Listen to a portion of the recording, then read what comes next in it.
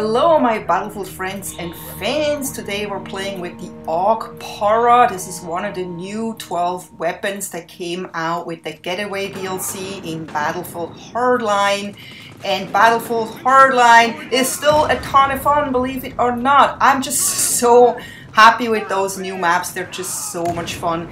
But this is most likely going to be the last video I'm going to make about this new DLC unless I have something really insane happening that I just want to share. But you know, I don't want to bore people with the same old maps all the time and the same game all the time. Oh, look at this guy. He thinks he's all smart. Flanking is just the most fun thing to do.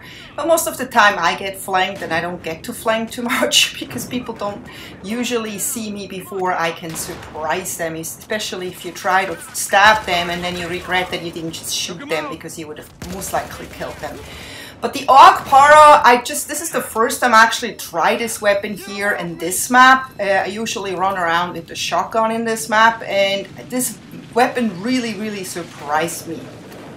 While this is true for maps like this, where it's indoors or mostly indoors and you have a lot of tight corners and alleyways and stairs like that, I don't think this is a really good weapon for open maps, because I tried to use this in Double Cross and Pacific Highway and I did decent, but most of the time I actually lost gunfights against battle rifles and assault rifles, because this weapon after all is a submachine conversion of the actual AUG rifle. And the AUG rifle was always one of my favorite in shooters, like even back in the days of Call of Duty. I used to love the AUG. I always did well with the AUG.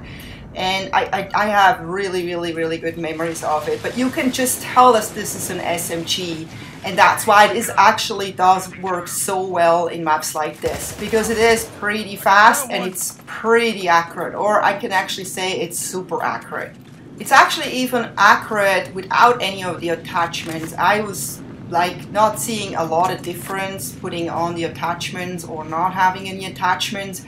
But of course, you know, it's always fun to try out different attachments and just kind of see how you can do even better with it. And a little bit about the stats. The damage is 34, the rate of fire is 750, and it's got 3 fire modes like most weapons in this game: single, burst, and automatic. And it actually exists in real life, where it is intended mostly for short-range police and special operations work, as it is compact and relatively accurate compared to other 9mm SMGs. So I only have the Cobra sight and a heavy barrel attached here and no grip yet, and I don't even feel like it needs a grip.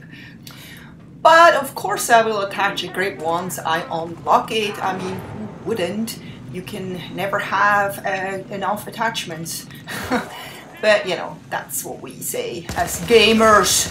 But anyway, yeah, as you can see, the gun is a lot of fun and you should definitely try it out. But I feel like, you know, people always say we need more guns, but I feel like there are too many guns in this game right now. I can't even decide which one I should use, and I can't even, it's really hard for me to say which gun is better than the other one, because it really depends on your playstyle, it depends on the map, it depends even on the day for me. I can do super good with one weapon one day, and then I can try this again, let's say exactly this map again with the Para, and maybe next time I feel like, nah, the Para is not really that great.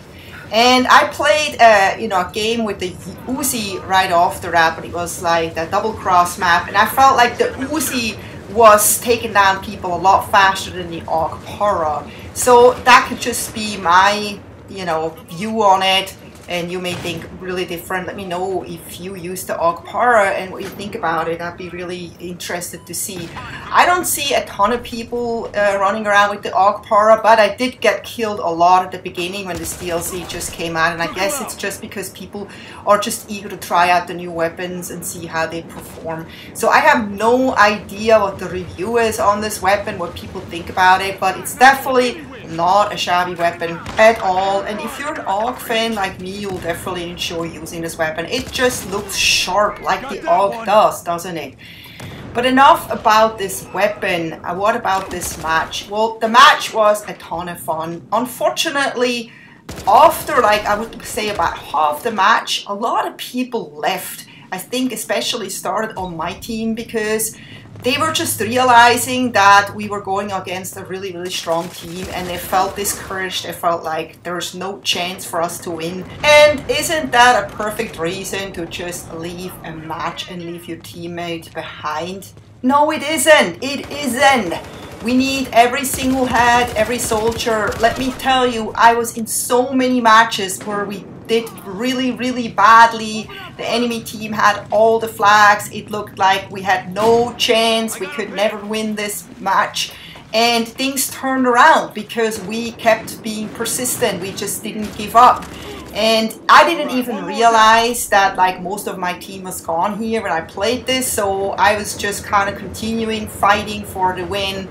And thank God I didn't know, because it can be very discouraging if you realize that, you know, everyone is like leaving, or the good players on your team are leaving, or maybe they're not even the good players, so maybe it's the bad players anyway, so they can just go.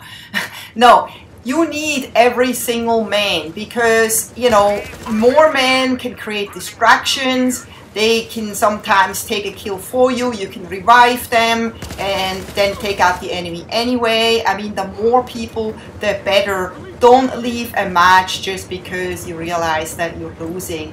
And you know, maybe we're losing because you're not playing well. So maybe you should up your game and learn how to play it and take those objectives.